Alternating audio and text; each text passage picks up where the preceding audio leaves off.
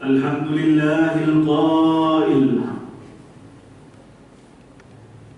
أحسب الناس أن يتركوا أن يقولوا آمنا وهم لا يفتنون ولقد فتنا الذين من قبلهم فليعلمن الله الذين صدقوا وليعلمن الكاذبين أشهد أن لا إله إلا الله وحده لا شريك له وأشهد أن سيدنا محمدا عبده ورسوله اللهم صل وسلم على سيدنا محمد وعلى آله وأصحابه أجمعين أما بعد فيا عباد الله اتقوا الله أوصيكم وإياي بتقوى الله فقد فاز المتقون قال الله تعالى في كتابه العزيز يا أيها الذين آمنوا أطيعوا الله وأطيعوا الرسول وأولي الأمر منكم فإن تنازعتم في شيء فردوه إلى الله والرسول إن كنتم تؤمنون بالله واليوم الآخر ذلك خير وأحسن تأويلا. Bermaksud, wahai orang yang beriman, taatlah kamu kepada Allah dan taatlah kamu kepada Rasulullah dan kepada ulil amr, yakni orang yang berkuasa daripada kalangan kamu. Kemudian jika kamu berbantah-bantah, yakni berselisihan dalam sesuatu perkara, maka hendaklah kamu mengembalikannya kepada kitab Allah, yakni Al-Quran dan As-Sunnah Rasulnya. Jika kamu benar-benar beriman kepada Allah dan hari akhirat, yang demikian adalah lebih baik bagi kamu dan lebih elok pula kesudahannya. Sidang Jumat yang dirahmati Allah sekalian, marilah kita meningkatkan rasa takwa kita kepada Allah Subhanahu wa taala dengan bersungguh-sungguh melaksanakan segala perintahnya dan meninggalkan segala larangannya. Mudah-mudahan ketakwaan yang dibina pada hari ini mampu untuk membentuk sifat kesabaran yang tinggi dalam diri, yang akhirnya akan menjadikan kita dari kalangan orang yang dikasihi Allah Subhanahu wa taala. Mimbar Jumat pada hari ini akan menyentuh berkenaan tajuk berdamai dengan ujian hidup. Sidang Jumat yang dirahmati Allah sekalian, dalam melalui perjalanan kehidupan, setiap manusia akan diuji oleh Allah Subhanahu wa taala. Ada yang mampu untuk menghadapi ujian tersebut dengan kesabaran, namun ada juga segelintir yang gagal melalui ujian itu dengan baik. Lalu mereka mengambil jalan yang salah dengan menyalahkan Allah dan takdir yang berlaku ke atas dirinya. Mereka sesungguhnya telah lupa bahawa setiap ujian hidup yang mereka hadapi itu tidak lain hanyalah untuk menguji iman mereka. Sama ada termasuk di dalam golongan orang yang syukur ataupun dari kalangan mereka yang kufur. Firman Allah Subhanahu wa taala dalam surah Al-Ankabut ayat 2 hingga 3 yang dibacakan pada awal khutbah tadi yang bermaksud, patutkah manusia menyangka bahawa mereka akan dibiarkan hanya dengan mengatakan kami beriman, sedangkan mereka tidak diuji, dan sesungguhnya kami telah menguji orang yang terdahulu daripada mereka. Maka dengan ujian yang sedemikian, Allah pasti mengetahui orang yang beriman dan juga mengetahui orang yang berdusta. Ma'asyiral muslimin rahimakumullah. Sememangnya orang yang diuji dengan kepayahan hidup seringkali menyangka bahawa takdir itu telah menyalahi mereka.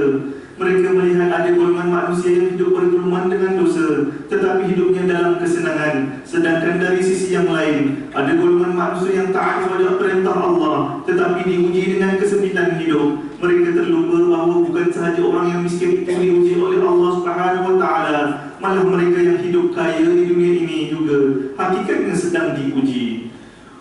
Orang kaya diuji dengan kelebihan yang mereka miliki. Allah Subhanahu wa taala memberi kurniaan yang besar kepada mereka berupa nikmat harta benda untuk menguji kedudukan iman mereka.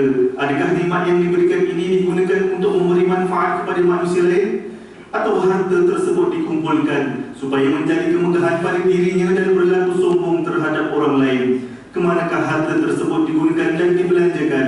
Kesemua persoalan ini akan ditanya kembali kepada orang tersebut ketika berhadapan dengan Allah Subhanahu wa taala pada hari nanti.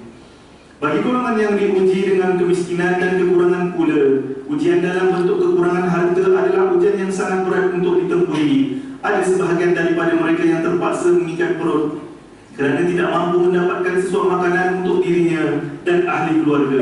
Ada yang tinggal dalam rumah yang sempit dan ada juga yang langsung tidak mempunyai tempat untuk berteduh. Mereka memakai pakaian sama yang dipakaikan pada saat malam pada hari ini dan sebelumnya. Mereka sudah berusaha untuk cuba daripada kesempitan hidup. Namun kadang-kala takdir itu selalu tidak menyebelahi perancangan mereka. Di sinilah manusia akan belajar tentang arti tabah dan redha terhadap ketetapan dan takdir yang telah ditetapkan oleh Allah Subhanahu wa taala. Ingatlah bahawa akidah kita mengajar tentang rukun iman, iaitu beriman kepada qada dan qadar. Sesungguhnya syurga adalah matlamat yang paling tinggi untuk dicapai dalam kehidupan seseorang hamba. Miskin ataupun kaya seseorang itu bukanlah jaminan bahawa dia akan memperolehi syurga Allah Subhanahu wa taala. Bagi seorang mukmin, tidak ada yang lebih penting untuk mereka meminta daripada Allah melainkan supaya dikurniakan sifat qanaah, iaitu sikap redha menerima ketetapan dari bahagian hidup dan menjauhkan diri daripada perasaan tidak cukup. Orang yang memiliki sifat qanaah sentiasa merasa cukup dengan apa yang dia perolehi, meskipun sedikit. Sifat ini akan mendidik hati kita menjadi tenang dan jauh daripada sifat tamak. Dalam sebuah hadis yang diriwayatkan daripada Abdullah bin Umar radhiyallahu anhu, Rasulullah sallallahu alaihi wasallam bersabda yang bermaksud, sesungguhnya beruntung orang yang masuk Islam lalu mendapat rezeki yang cukup dan dia merasa cukup dengan apa yang telah Allah berikan kepadanya. Hadis riwayat Al-Imam Muslim. Sidang Jumaat yang dimuliakan Allah sekalian, hakikatnya Islam mendidik umatnya yang beriman agar sentiasa berusaha untuk keluar daripada kehidupan yang dhaif dan membina masa hadapan yang lebih baik. Allah tidak memberikan suatu ujian itu tanpa ada hikmah kebaikan yang tersirat di sebaliknya.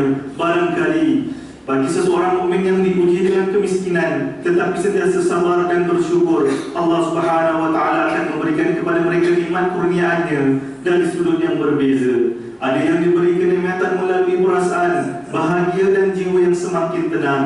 Kehidupan yang mereka lalui menjadi lebih mudah dan lapang walaupun serba kekurangan. Sebaliknya, ada sebahagian daripada manusia yang hidupnya kaya raya dengan harta yang banyak, namun akibat daripada tidak mendapat pertolongan daripada Allah Subhanahu wa taala, maka kekayaan itu tidak memberi apa-apa arti dalam hidupnya. Apalah artinya jika diberikan kekayaan harta benda tetapi hidup tidak bahagia sehingga ada yang berselisih faham bertahun-tahun sesama ahli keluarga. Hidup mereka menderita, hati mereka selalu gelisah, tidak tenang dan dibayangi ketakutan. Sebagaimana Allah Subhanahu wa taala pernah memuji Nabi Ayub alaihissalam yang pernah dikurniakan berbagai jenis harta kekayaan, namun Allah Subhanahu wa taala telah memujinya dengan sejenis penyakit kulit hingga tidak ada satupun anggota tubuhnya yang sehat kecuali hati dan lidah. Seluruh harta kekayaan lejap dan musnah dalam tempoh yang singkat. Nabi Ayub alaihissalam diasingkan dan diusir daripada masyarakat yang memutuskan hubungan dengannya kecuali istrinya yang mulia. Namun dengan hati dan lidahnya yang masih sehat itu, Nabi Ayub alaihissalam tetap bersabar dan selalu berzikir mengingati Allah Subhanahu wa taala. Akhirnya dengan rahmat Allah Subhanahu wa taala, penyakit Nabi Ayub alaihissalam itu pulih setelah dia diperintahkan untuk mandi dari sebuah mata air. Allah Subhanahu wa taala memberi ganti pada kesehatannya, bahkan wajahnya lebih cantik dan bercahaya. Selepas itu, kekayaan Nabi Ayub alaihissalam dikembalikan oleh Allah seperti dahulu dan memiliki berbagai kelebihan dalam hidup. Sesungguhnya Nabi Ayub adalah contoh manusia yang berjaya mengharungi ujian tersebut dengan tabah dan redha.